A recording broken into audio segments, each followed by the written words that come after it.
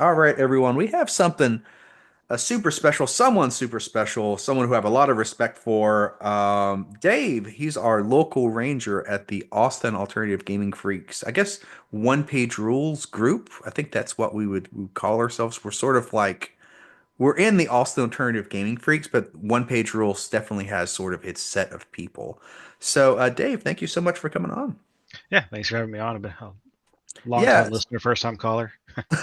yeah. No, well, and it's something that there's a few things going on. For one, I think one of the biggest things that OPR has done, and I really applaud it, is the Rangers program. I think OPR understands the importance of the community organizers, right? And I do like that they've really implemented this program. So, but for now, before we get into all that stuff, just maybe tell us a little bit about your history and a little bit of history into wargaming. So I've always been a gamer. I've always done video games, board games, like everything like that. OPR was actually my first full-fledged wargaming experience. Okay. I've always been into Warhammer, just video games, books, things like that. I've never actually played the tabletop. Still haven't. But yeah, OPR was really the first thing that got me into actual wargaming. I've played a lot of strategy video games, like I played StarCraft, Red Alert, Total Wars, all that kind of stuff. The first video game I ever had as a kid was Risk on the computer. Uh-huh. Yeah. Um, and one of my favorite board games before all this was the Company of Heroes board game, which was really just a war game disguised as a board game. Okay, I haven't heard of that. That's interesting. So, you said so how long have you known about, I guess, Games Workshop, maybe about 40K? How long have you known about Games Workshop game or lore? And then from Um, there, what stopped you from getting in? If you saw this and you seem to that, like, what also stopped you from getting into this hobby before? I've known about Warhammer. I don't know. I'd have to look it up. But whenever Dawn of War one, I think that's one of the first Warhammer Mhm. games I played. I've played all the Dawn of War since then. Um, I've just never known anybody else who played it. Hmm. And then eventually, when I got into tabletop wargaming, when I moved to Austin, or not, just tabletop games like D&D and Pathfinder, I got into that, and then I started running that, and then I ended up with a bunch of miniatures for that. But I Ah. still never got into the actual wargaming part of it, which is why I really got into OPR because I was like, oh, I've got all these miniatures from D&D, I can use them in OPR now. Hmm. Okay. So for you, it sounds like it was more like you didn't want to have to buy miniatures that were like directly tied to a game, right? It was like, why can't I just, you already have miniatures and you've probably painted them and invested some time into them. So you're like, is that sort of what I'm getting at here where it's like, it seems like it's just, there's a lot of roadblocks in the way, right? Yeah, that's a big thing now when I'm looking at like if I did want to try Warhammer, it's like, well, I'd have to go buy those specific minis, I'd have to buy the specific books. And yeah, so it's so much easier to get into OPR when I already have all the stuff for it. I already had tons of dice. Yeah, yeah. And it's interesting because I wanted to bring that up because I would say like you're getting into the Ranger program. One, I think that you're a very important part of our community, like many people are. Like if you're whether it's OPR or 40K or whatever you're listening to, it's I always say like organizers, local organizers are so important. And I just think it's really fascinating that someone like yourself, a great asset already to the wargaming community, never was able to get into it until you had a game like OPR. Do you guys see like how what do you think? It seems like OPR is really opening up it's opening up opportunities to expand the wargaming hobby. Oh, Would you definitely. yeah, would you have Uh, ever even gotten into wargaming if not for OPR? I may have eventually, but it probably would have taken someone else saying, "Hey, come play this game. Here's all the armies. I already have it," and then showing it to me, and basically somebody else taking the initiative to try to get me to play it. Because I never knew anybody that played it. I knew I could have gone to Dragon's Lair or wherever to find a group, Hmm. but I never had that motivation. Just like I don't want to go play with strangers Yeah, yeah, I feel you. until I finally got started getting into OPR, and then I looked on their Discord. That's where I met one person there. We played a game. Then I found the Austin Alternative Gaming people, and just kind of went from there. Very cool. Very cool. So what other things you mentioned it being model agnostic. what other things kind of drew you to OPR um, that maybe some other games out there didn't draw you? So, what was there anything else that sort of kind of drew you to them? Well, one of the things that I didn't even realize how big of a deal it was until I looked at other games is the Army Forge. That has spoiled me so hard on Yeah, any other game. Like when Trench Crusade came out, I started looking into that. I got some of the minis, and then I went to go make an army, and it was just one of those like, oh, I need to have a whole spreadsheet for this. I need to do like it's going to be all this work on me to make this sheet because there was an unofficial tool, and even then, it didn't display your army at all. You could just build it, but then you still to see it, you had to write it all out yourself. yeah. And I've just been so spoiled on how good the Army Forge is. Okay. And how about just this is it goes without saying, but actually the rules. I mean, you know like a lot of some games, but even to this day, there's a lot of games that don't even have their full rules out into the public. I mean, I would just ask you as a new gamer, have how would you feel about wanting to get into a game and not being able to like having to literally pay money before you can even understand the rules, you know? Yeah, that's been a big thing too. Like some people when wanting to play other systems, like, oh yeah, try this one out. I'm like, oh cool, can I get the rules online? They're like, oh well, no, I can give you this book. I'm like, oh well, I can't. Yeah, there's no way for me to just look at it online or anything. Yeah. And I know some rules systems are getting better about putting out stuff online, but army books, you still have to pay for those. You still have to have the physical book. A lot of things still have you have to have this physical card, and just having it all available online has been so nice. Yeah, I agree. Like the custom army builder is not well the army builder, but also just the custom. Like that's something I think is a huge differentiator. I haven't seen is any now they have other games that you can make your own, but nothing like OPR where it's such a it's easy, right? You don't need to pen and paper write down or use a spreadsheet. You can just go on the custom art build. It's relatively a pretty good experience.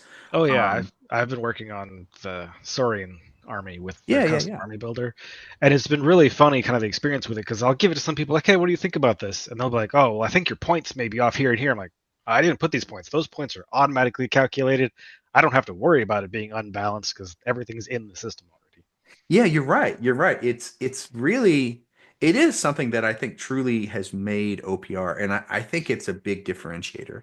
Okay. Well, how about anything else? So, what else sort of with OPR that have you noticed? Because what I always like to get your perspective because, like myself, I've played 4 games for 40 years. I mean, not 30 years. I'm sorry, 30 years. And so much of what I see in OPR is different. So it's always interesting to get a perspective like yourself where you don't kind of have all this baggage, you know? Like you said, you're just kind of walking into this and like, I guess every game has an army builder and is like, yeah, yeah, it's been it's been really easy to get into, and another thing I really liked about it is it's been really easy to teach other people. yeah, Like yeah. I've run a lot of like first time players teaching games for it. It's been so easy. Yeah. Most things are all common sense. There's nothing where they look at it and just be like, "Oh, that's weird. That doesn't make like no." It's all been, "Oh, that makes sense. I got this," and they get it pretty quickly. I mean, I even taught my dad how to do it. He's in his 60s, Oh, wow. and Yeah, he picked it up pretty quick. and I know we both sort of taught people at and they come from they come from just these people will just sort of show up on the Austin Alternative Gaming Freaks and like I want to play and I'm like okay Mhm. and like literally for me it takes about maybe 15 minutes. I'll break out like 1,000 point game and they just get it, you know. Like I love that like maybe by the second turn they're already able to make tactical decisions, right? And that's a wonderful thing that you don't have like this block of understanding where you can't make like you can't even make the right decision because you don't understand it all. Right. It's very easy to see all of what could happen, especially if you're just using the basic rules, and understand and make decisions pretty quickly. It's all pretty simple. Yeah, yeah. And Well, there haven't really been any hidden like, aha, this unit does this thing that you didn't know about. Like, no, it's all pretty simple. You can see what it is, like how tough it is, how dangerous it is at a pretty quick look, and it's just been really simple overall. I want to get your sort of a hot take on yours as well. So I know there has in the community, and 3.4 has been sort of a split among the community where some feel that OPR should have more. definition. In other words, more of the decisions should be made. And then other people like the idea that OPR seems to be going in much more of a, in other words, sort of build your own path. Right here, sort of almost like a modular idea, right? Where instead of having one way to play, it's like here's all these modules and sort of just plug and play how you want. Which way do you? Because I know there's pros and cons to both. Because some people say, well, why aren't OPR making this decision for us? Do you like the where 3.4? This is a pretty big change that is going sort of a modular build your own path, or would you prefer more like hardcore, like more core rules built and stuff, more decisions being made for you? I think I prefer the modular way, just because it makes teaching the basic game much simpler, Yeah, and then you can kind of slowly add on what you want. But then also, if you don't like part of it, just don't use it. yeah, yeah. What Um, what we've module? we've kind of got to a pretty decent understanding with our group, at least, of advanced rules, and that's kind of the only advanced thing we use right now. We do the advanced missions, and right now we're running the campaign. Mhm. But we have, I mean, we've had one person who show up with his like 20 units of conscripts because he's like, well, force organization is optional. We're like, yes, technically it is. Sure, Good luck. yeah. That's pretty cool. Well, so I want to have you on here for one. I definitely want to thank you for your hard work at organizing our local OPR group. Um, I want to say this not just to yourself, but to every not just even OPR. If you are a local organizer for any game, just a big thank you because people like yourself, not just Rangers, but others, you really are, I want to say this, you are very important to gaming's ecosystem. Very important to have that point of contact. Like to just, I don't know if you've had this happen where like you're in a group, you walk up to some guys playing and you have one guy who comes up and it's like, shakes your hand. Hey, how you doing? Oh, do you want to play? Here's this and kind of thing. Like that is so huge. Um, so definitely a big thank you, David. Thank you to all our local organizers. You are really what make our hobby work. What made you want to become an organizer? What kind of, especially for in this bit, a ranger, what made you want to become a ranger? Well, I've been kind of organizing games for years at this point, so I'm the not I don't know not forever GM, but I'm the majority of the time GM for Mhm. my tabletop role playing games group. So I've been organizing those. I mean, right now I have 3 games a week going. Oh, wow. I organize most of those. My job is organizing people's schedules and things like that. I organized video game tournaments for charity at my last job. So I've just kind of always been like that's I just kind of naturally go into that role. Wow, And that's a lot pretty of stuff cool. for Yeah. OPR, like for the campaign, it was just one of those like, huh, I'd like to play in a campaign.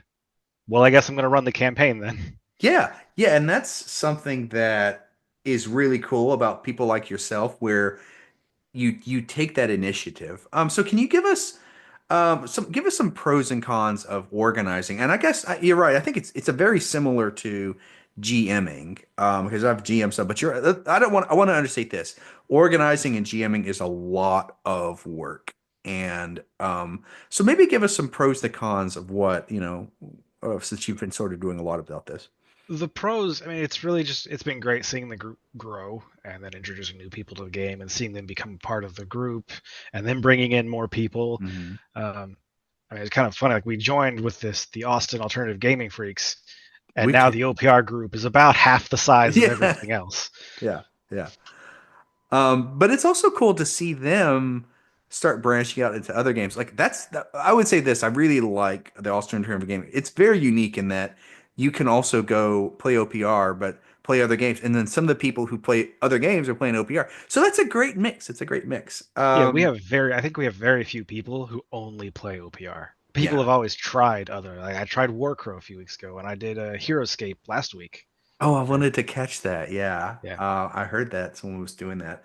But yeah, pros of Oregon. I apologize. We're rambling on here. Go ahead. I apologize. And for the cons, I mean, aside from that, I started doing this right after buying a house 40 minutes away from the gaming store.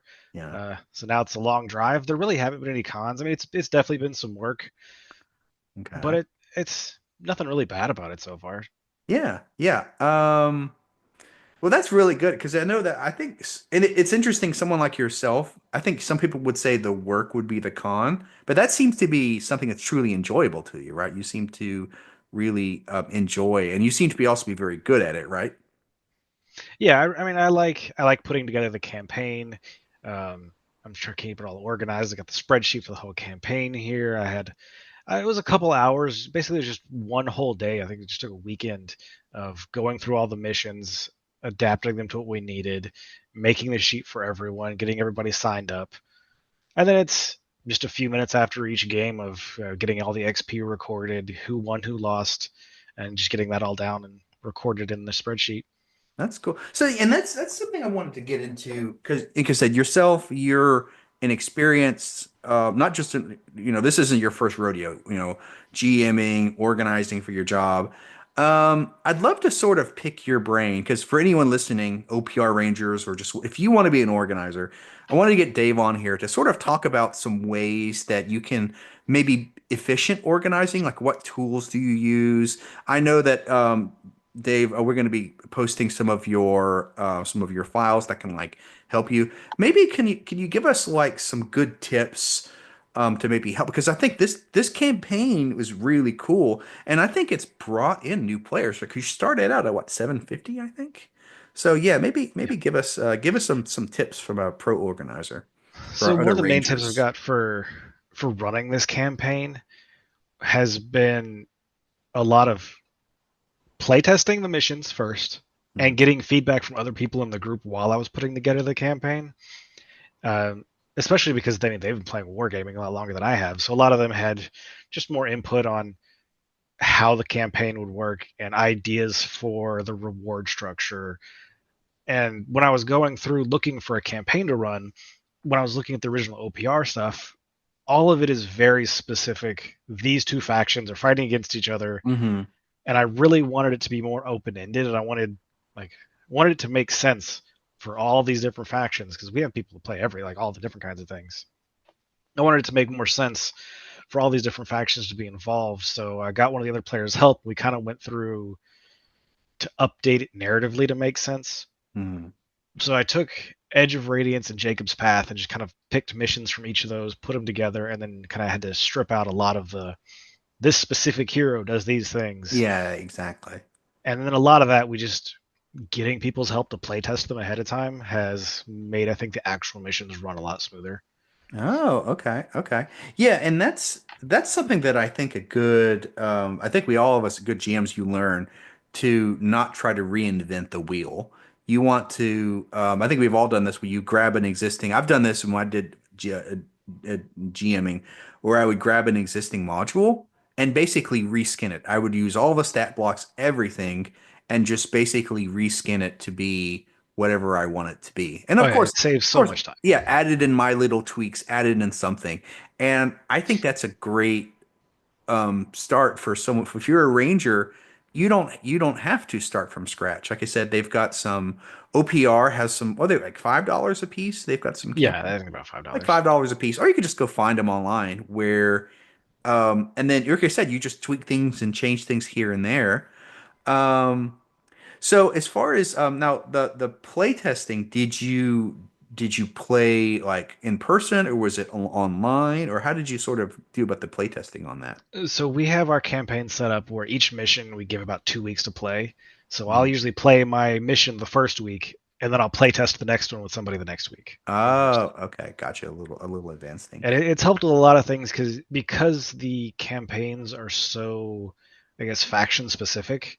They don't account for a lot of things like, well, what if this person's playing demons and all their stuff has ambush, or half their army can ambush? A lot of the missions don't have good deployment rules for how that works. Hmm. So that's one of the things we've kind of had to clarify a lot of is how does ambush work? How does scout work? What happens with these weird scenarios when you have a small army at the beginning, or one person has a really elite army and one person has a horde army, but a lot of the missions are based on getting half your army to a specific spot. Well, half rounded down for some people is one unit. Yeah, yeah. So Yeah, it's and been little things like that that we've been having to kind of tweak the rules on to make them make more sense for a wider army selection. and that's something as well. Like I've noticed with this campaign, it's relatively balanced. Like I know I've played other campaigns where like the balance is off, and you're sort of okay with it. You're sort of like, oh, we're just having fun. But no, I felt all the games that I've played have been super close, and they all are relatively balanced. I mean, there's some wonkiness, but that's also sort of part of a campaign. Um, do you started out with 750 points and wrong this we're basically just following the OPR experience rules, right? Are those correct? Right. I The think I think the campaigns usually recommend starting at 1,000, but I think we chose 750 just because some people were just starting in and didn't really have that much ready to go yet, so they wanted to start a little smaller. And then Mhm. besides that, yeah, I'm start using the regular rules for wins and loss points, and then I came up with a different system for another like a reward points based on reputation for who you're working for, and Mm. for that I just kind of pulled in all the advanced rules for command points, war gear, terrain, and relics. I think it was called. Yeah, Like yeah, yeah. yeah. So I basically pulled all that stuff in and made that They're the the reward rewards, right? structure, Which which is has again, worked pretty well. yeah, which is again another really cool thing. One, I think it's a few things going on. One, again, you're using the existing material, but two, we can see really the power of 3.4 here. This modular system, it allows you to just go, oh, we'll make magic, like you said, magic items become a reward instead of something else, Mhm. or I think that's a great way. Again, I am a big proponent. I really like what they're doing with 3.4 to sort of make OPR our own. And I do like that the sort of incorporation of three. And that's a great point. I'm only saying this because like here's an idea. Take 3.4 like Dave and use it as this reward system. Use these modules in a different area. Um, okay. What tools? Because I know you're in Excel. It was in Excel, correct? That's Yeah, that's the main thing I've been using is Excel to keep track of everything. yeah. And then I've just been using in our Discord, I created a separate thread for the campaign to try and Okay, keep good, good. communication specific for the campaign to that one. And that's what I've been using to schedule things for everybody and kind of try and keep communication out of our general OPR channel and specific to the OPR campaign, Hmm. just so Is there's there less, any I guess, crosstalk in there. Is there any sort of, and I know if people want to get more storyline driven, there's a lot of GMing software out there. Is there a particular software that you use that you'd recommend? There's a lot out there, but I don't know if there's I don't really use one for this type. I mean, for running Pathfinder and D&D, I use Fantasy Grounds, but that wouldn't really okay, Fantasy Grounds. apply for Okay. this one. Very cool. Yeah. Okay. I always like to know because like I use like Notion, but everyone that's something that has been really nice in the role playing space is they have to have really good software come out that can like help GMs run stuff really fast. It's a little different back in the day whenever you just had files on your computer. Mhm. So I do like that. Okay. And OneDrive has made it easy to just share the missions with Yeah. everybody. That's Yeah. what I'm using for that. Very cool. Well, so let's just get, and I always like to ask a few questions. So one, what's your favorite faction as far as in sci-fi and fantasy when it comes to war game? And for yourself, you can include like video games as well. Or So you, yeah, for that, I've always preferred and leaned towards like the long range high tech factions like Protoss and Tau in sci-fi, and then in fantasy, so like dwarves and elves. I mean, they both have their different kinds of ranged firepower sort of things.